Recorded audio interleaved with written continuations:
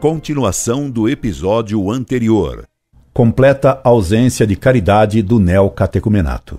Como vimos, não pode haver caridade sem fé. É impossível amar o que não se conhece. Não conhecendo a Deus tal como Ele se nos revelou, recusando a verdade que Deus revelou sobre si mesmo, fica impossível, a quem não tem fé, ter verdadeiro amor a Deus e ao próximo. Por isso, é em vão que o herege, negando os dogmas para compensar e manter seu prestígio religioso, insiste no amor. Amor que ele entende normalmente como sentimento. Ele fala em caridade, que ele entende somente como o desejo de fazer o bem puramente material, confundindo caridade com filantropia. O neocatecumenato, recusando a fé, não pode ter a verdadeira caridade, que consiste em amar Deus sobre todas as coisas, e ao próximo como a si mesmo, por amor de Deus. Como poderia amar a Deus sobre todas as coisas aquele que recusa a verdade que Deus revelou? Aquele que chama Deus de mentiroso? Aquele que coloca a sua opinião, o seu modo de ver, acima da revelação feita por Deus e ensinada pela Igreja? Assim, a falta de caridade é manifestada no herege em seu desprezo pela misericórdia de Deus, no desprezo do amor de Deus.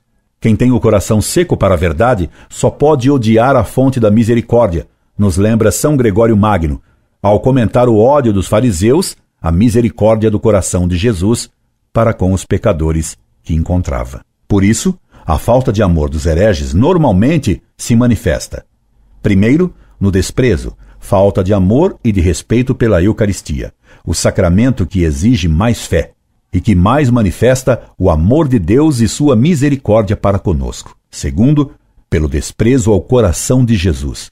Terceiro, pelo desprezo pelas autoridades eclesiásticas, especialmente pelo ódio e desprezo ao papado. Primeiro, desprezo do neocatecumenato pela hóstia consagrada. Já tratamos desta questão quando respondemos a uma outra consulente que tentara defender os erros de Kiko e do neocatecumenato. Cito-lhes os trechos de minha resposta a ela, relativamente ao desrespeito e mesmo das profanações da hóstia praticadas pelos membros do neocatecumenato, provocados pelas doutrinas de Kiko e Carmen. Segunda acusação de Padre Zófoli.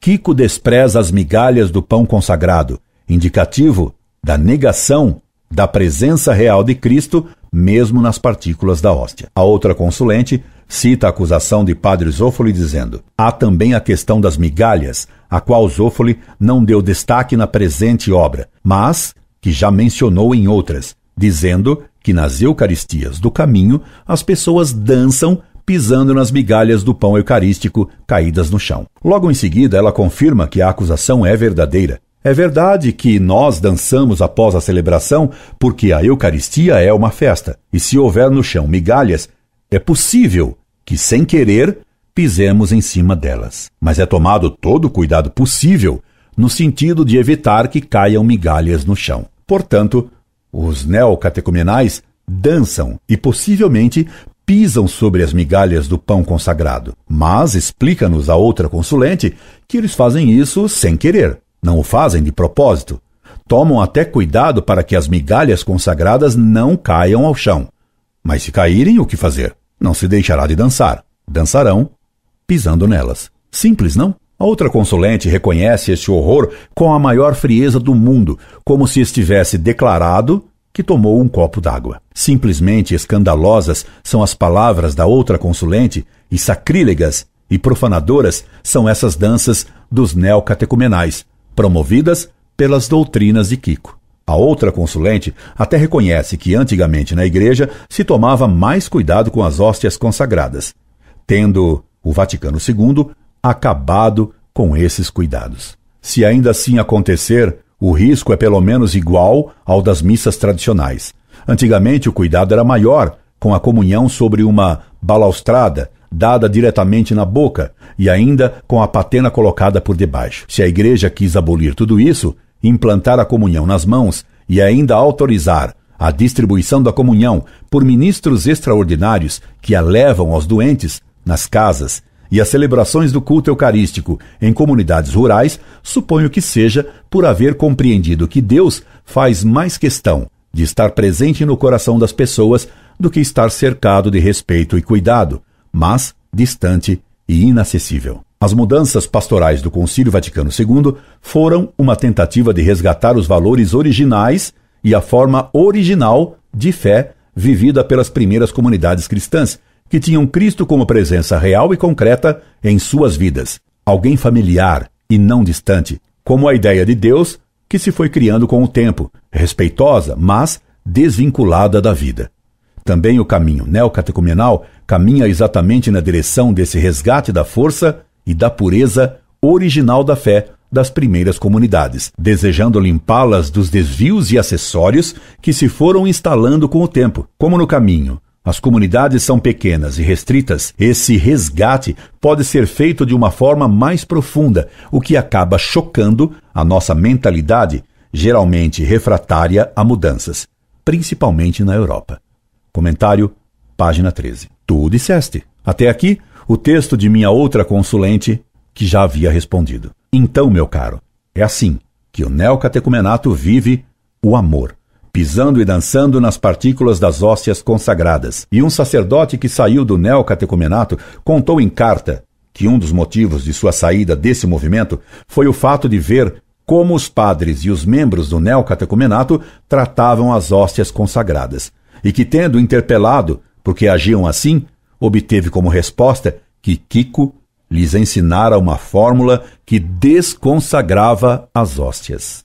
Segundo, desprezo de Kiko pelo coração de Jesus. Os hereges sempre manifestaram ódio e desprezo pela Santíssima Humanidade de Cristo. Os jansenistas, pais espirituais dos modernistas, desprezavam sobremaneira a devoção ao Sagrado Coração de Jesus, símbolo da misericórdia e do amor infinitos de Cristo para conosco. O bispo jansenista Scipione Ricci, que convocou o Sínodo de Pistoia no século XVIII, sínodo cujas decisões foram condenadas pelo Papa Pio VI, se fez retratar rasgando uma imagem impressa do Sagrado Coração de Jesus. Os jansenistas eram frios e secos em suas heresias. É natural que odiassem o amor misericordioso. E contudo, Pascal, um de seus mestres, é o autor de uma bem conhecida e romântica frase: o coração tem razões que a própria razão desconhece. Frase que demonstra que Pascal, outro pai dos modernistas, colocava ele também, como Kiko, o sentimento acima da razão. Nas famigeradas apostilas de Kiko se acham frases que equivalem à blasfêmia de Scipione Ricci, o bispo jansenista de Pistoia. Vejamos o que escreve Kiko sobre as imagens do Sagrado Coração de Jesus e sobre a devoção a ele. Vivemos muito alienados, tranquilos na nossa vida mesquinha e sem sentido. Chamar a conversão o homem é chamá-lo à sua realidade profunda. Por isso, atenção com certos conceitos de Deus bonzinho, que é todo misericordioso, porque a vida é muito mais séria. Venham comigo vocês que têm certos conceitos de um Deus, tipo Sagrado Coração de Jesus, com a mãozinha assim e o rosto bem pintadinho, todo de açúcar e mel, bem suave e terno. Vamos aos barracos. As favelas de Madrid. Ver uma mulher cujo marido bebe e lhe bate todas as noites, que tem um filho na prisão e outro meio louco. Uma mulher que se levanta todos os dias às 5 horas da manhã para ir fazer limpeza nas casas e não tem nada para comer. Vamos perguntar a essa mulher sobre aquele Jesus tão suave. Vamos ver as prostitutas, as detidas pela polícia, os drogados. Vamos ver a guerra do Vietnã, os cadáveres em putrefação. Vamos ver um pouco aquele Deus todo suave que tem aquela vidinha tão regular, tão boa e querida. Não. A vida é muito mais séria do que isso tudo e não se pode fazer dela uma caricatura. Aquele Deus de papel não existe. O Deus da Bíblia não é assim. Kiko Arguello, Apostila, cite, 6º dia, Quem Sou Eu, página 88. Então, meu caro, será que é isso que você considera viver o amor? Tenho certeza que não. Tenho certeza que agora você me dará razão por atacar essa seita modernista que é o neocatecumenato. Alguém dirá que Kiko criticou um estilo de arte sentimental e romântico que expressa mal a devoção ao Sagrado Coração de Jesus e não atacou propriamente essa devoção. Ledo e muito ingênuo engano. Repare que Kiko pede que se tenha atenção com conceitos e não contra o estilo em que se expressam esses conceitos. Pois Kiko diz, por isso, atenção com certos conceitos de Deus bonzinho, que é todo misericordioso. Portanto, Kiko previne contra o conceito de um Deus todo misericordioso expresso na devoção ao Sagrado Coração de Jesus. Ele critica o estilo sentimental de certas imagens do Sagrado Coração de Jesus, mas visando atingir o conceito de um Deus todo misericordioso. Dir-se-á ingenuamente, repetimos, que Kiko quis condenar uma concepção romântica de Cristo e uma devoção sentimental. Que ele foi contra a romantização de uma devoção e não contra a devoção ao Sagrado Coração em si. Se fosse assim, ele deveria ter deixado isso bem claro, porque quanto mais um tema é delicado, mais claras devem ser deixadas as distinções. Se num tema tão sagrado quanto a devoção ao coração misericordiosíssimo de Cristo, Kiko deveria ter deixado patente que ele distinguia a devoção revelada pelo próprio Cristo a Santa Margarida Maria Alacoque das representações de alguma imagem romântica. Ele distinguiu o contrário, pediu que se tomasse cuidado com o conceito de um Deus bonzinho que é todo misericordioso. Pretender desculpar Kiko dizendo que ele critica um certo tipo de arte sentimental e não o conceito, a devoção ao Sagrado Coração de Jesus, seria a mesma coisa que dizer que o jansenista Scipione Ricci, rasgando a imagem do Sagrado Coração de Jesus, queria demonstrar apenas seu desprezo estético a uma tela e não um posicionamento teológico. Na realidade, aproveitando essas desculpas, sem nenhum respeito pela imagem de Cristo, ele blasfemou contra o próprio coração de Jesus. Agora, lhe deve estar bem claro por que as apostilas de Kiko devem ser mantidas secretas.